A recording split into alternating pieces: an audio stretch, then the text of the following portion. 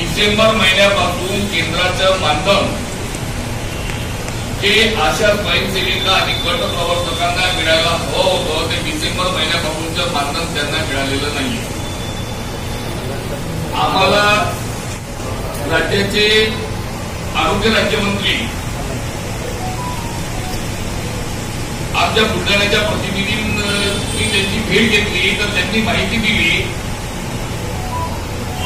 2024 ते 2025चा जो केंद्राचा जो निधी आहे जो राज्याला पाठवण्यात आला होता त्याची जे मार्च महिन्यामध्ये जे रिपोर्ट केंद्राला पाठवायची होती ती राज्याकडून पाठवण्यात आली नाही। त्यामुळे केंद्राने हा निधी म्हणजे एप्रिल नंतरचा जो निधी आहे म्हणजे 25-26चा जो निधी आहे तो राज्याकडे पाठवलेला नाही। कामाचा व्याप आशा वर्करवर खूप मोठ्या प्रमाणामध्ये वाढलेला आहे। ऑनलाईन कामाची सक्ती केल्या जात आहे आणि अशा परिस्थितीमध्ये विधवा आणि घटस्फोटी ज्या आर्थिक दृष्टीने दुर्बल आहेत या आशा स्वयंसेविकांनी गटप्रवर्तक काम करतात त्यांना डिसेंबर महिन्यापासून केंद्राचं मानधन नाही।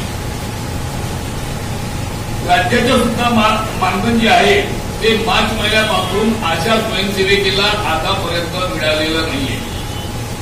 आता मला तुम्ही सांगावं की त्यांनी जीवन कसं जगावं, मुलांचं शिक्षण, औषधोपचार, घराचे भाडे आणि इतर खर्च कसा जगावं, इतर लोकांकडून जे उधारी घेणार तर किती घेणार हा महत्वाचा प्रश्न आहे।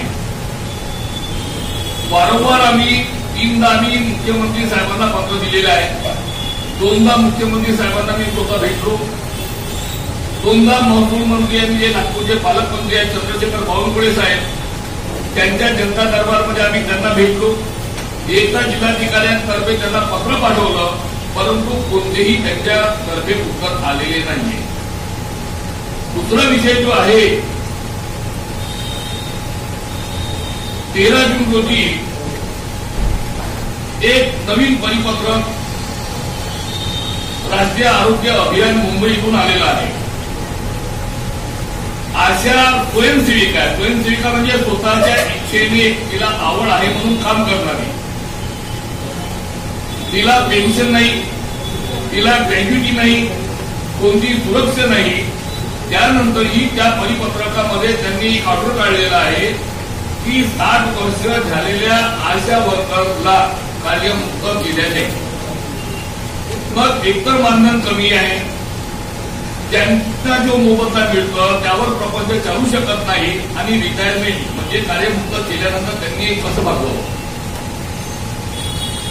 आशा वर्गाची जुनी गाईडलाईन ही होती जेव्हापर्यंत ती काम करण्यामध्ये सक्षम आहे तेव्हापर्यंत ती काम करू शकतं, जेव्हा सक्षम राहणार नाही तेव्हा ती कार्यमुक्त केली जाईल। परंतु नवीन गाईडलाईन आल्यामुळे संपूर्ण राज्यामध्ये गोंधळ उडालेला आहे। त्यामुळे आमचं म्हणणं त्यामध्ये हे आहे की जी 60 वर्षाची जी गाईडलाईन आलेली आहे या तर ती रद्द करा किंवा 60 वर्षाची गाईडलाईन आलेली आहे ती आम्हाला मान्य राहील पण ती एका शर्तीवर मान्य राहील। त्यांना जर तुम्ही कार्यमुक्त करत असाल 60 वर्षानंतर तर 5 लाख रुपये त्यांना ग्रॅज्युटी आणि 10,000 रुपये मासिक पेन्शन त्यांना लागू करा। तर आम्हाला 60 वर्षाची जो कालावधी आहे तो आम्हाला मान्य आहे। हे 2 विषय आहेत। या दोन्ही विषयाला घेऊन रविवारी नियोजन भवन इथे नागपूरचे पालकमंत्री व राज्याचे महसूल मंत्री चंद्रशेखर बावनकुळे यांना भेटण्याकरता परत एकदा हजारोच्या संख्येने आशा वर्कर नियोजन भवनाला पोहोचणार आहे। पोहोचल्यानंतर काय परिस्थिती होईल हे आम्हाला नाही ते त्यांनी विचार करायचा आहे। कमीत कमी 1000 आशा वर्कर तिथे पोहोचतीलच कोणत्याही परिस्थितीमध्ये। आणि आम्ही एक दुसरं पत्र देत आहोत माननीय मुख्यमंत्री, माननीय महसूल मंत्री, माननीय आरोग्य मंत्री आणि त्याचबरोबर राज्याचे राष्ट्रीय आरोग्य अभियानाचे जे आयुक्त आहेत यांना आम्ही पत्र पाठवणार आहोत। आणि त्या पत्रामध्ये आमचा तो एक उल्लेख राहणार आहे 30 तारखेपर्यंत तुम्ही योग्य निर्णय घ्या. अगर 30 तारखेपर्यंत आता 60 वर्षाच्या कालावधी पद्धतीने त्यांनी निर्णय घेतलेला आहे. आता तो निर्णय मागे घ्यावा किंवा ग्रॅज्युएटी पेन्शन लागू करावी आणि जानेवारी महिन्यापासून जे केंद्राचे मानधन थकीत आहे, मार्च महिन्यापासून राज्याचे मानधन जे थकीत आहे ते मानधन वाटप करा. नाहीतर आम्ही परत एकदा 2023 ऑक्टोबर नोव्हेंबर आणि 2024 जानेवारी फेब्रुवारीमध्ये संपूर्ण महाराष्ट्रामध्ये जे आशा वर्कर आणि गटप्रवर्तकाचे जे बेमुदत संप गाजला होता, जो ऐतिहासिक संप झाला होता, तो परत एकदा 2025 मध्ये होणार म्हणजे होणारच. आणि त्याच्याकरता जे काही घटना घडेल त्याकरता महाराष्ट्राचे मुख्यमंत्री, महाराष्ट्राचे वित्तमंत्री, महाराष्ट्राचे आरोग्यमंत्री हे त्याला जिम्मेदार असणार. धन्यवाद.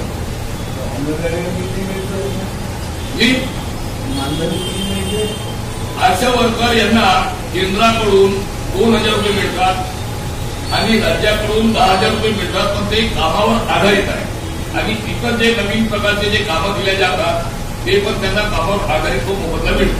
कमी जास्त प्रमाणामध्ये तो मिळतो मोबदला. परंतु दर महिन्याच्या जो 1 तारखेला मिळाला हवा तो मिळत नाही. 2-2, 3-3, 4-4 महिन्यानंतर तो मोबदला त्यांना मिळतो. केंद्र आणि राज्याकडून 12,000 रुपये. त्यामध्ये आमची मागणी हीच आहे. 12,000मध्ये काय प्रपंच या महागाईमध्ये चालू शकत नाही.